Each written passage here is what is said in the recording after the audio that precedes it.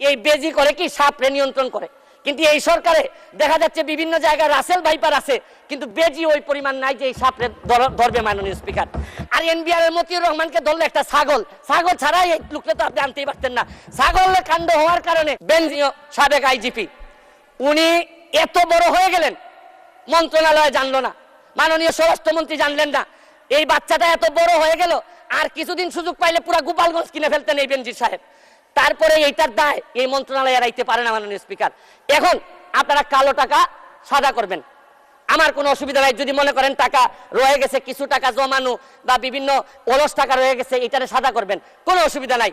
কিন্তু এই সাদা করার মধ্য দিয়া বেনজির আর মতিউরের টাকাও যদি সাদা হয়ে যায়, আর এদের ভবিষ্যৎ প্রজন্ম উত্তরাধিকার আদর্শের উত্তরাধিকার যারা, তাদের টাকাও যদি সাদা হয়, তাহলে এই সরকারের বড় একটা সমস্যা, টাকা পাচার ঠেকানো যাচ্ছে না।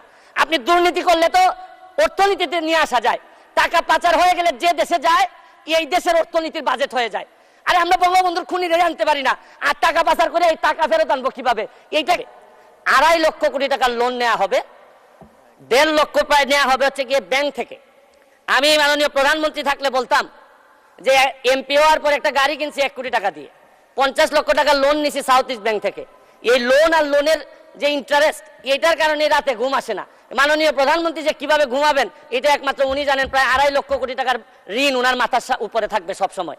আমি আরেকটা জিনিস বলতে চাই মাননীয় স্পিকার, আমাদের বড় চাপ ফরেন রিজার্ভ কমে যাওয়াটা একটা বড় চ্যালেঞ্জ।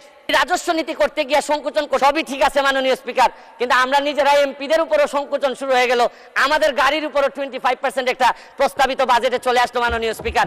আমরা যে জিনিসটা বলতে চাই, কম্পেয়ার করে এই কথা বলতে চাই না স্পিকার, মাননীয় স্পিকার। কাদের সাথে কম্পেয়ার করবো আমরা? আমার এলাকায় যত অফিসার আছে সবাই এই সরকার গাড়ি দেয়, নতুন নতুন গাড়ি দেয়, আর আমাদের কিনতে হয়। তাও আমাদের ট্যাক্স মওকুফ করার কথা 25% এখন দিতে হবে। কিন্তু আমি মাননীয় প্রধানমন্ত্রী হইলে বলতাম, গত পরশুদিন আমি তো গাড়ি পেয়ে গেছি মাননীয় স্পিকার। গাড়ি পেয়ে বলবেন আমি গাড়ি পেয়ে গেছি, আমারে তো কোনো ট্যাক্স নেই স্পিকার। তবে আমি মাননীয় প্রধানমন্ত্রীকে বলবো যে আমি যেহেতু ট্যাক্সবিহীন গাড়ি নিয়েই আসছি, আমার অন্যান্য কলিগরা তো আনতে পারেন নাই। আপনারা, আমি যেহেতু এটা আমাকে ফ্রি দিলেন আর অন্যান্য আমার কলিগরা ফ্রি পাবেন, এটা ডিসক্রিমিনেশন হয় মাননীয় স্পিকার। তারপরে আমি মহান সংসদে বলে দিচ্ছি, তারপরে যদি মনে করেন দেশের স্বার্থে 25% নিবেনই আমাদের উপর, যতই কষ্ট হোক, মানবতার মা উনি, উনার বিরুদ্ধে আমরা কোনো কথা বলতে পারবো না। হয়তো উনি দেশের স্বার্থেই বলেন, তারপরে বলবো যদি উনি নিশ্চিত নিতেই চান, তাহলে আমার টাকাটা আমি কথা দিচ্ছি যে উনি যেদিন বাজেট পাস করবেন এই 25% টাকা আমি নিজে নিয়ে এনবিআর এর কাছে দিয়ে আসবো মাননীয়।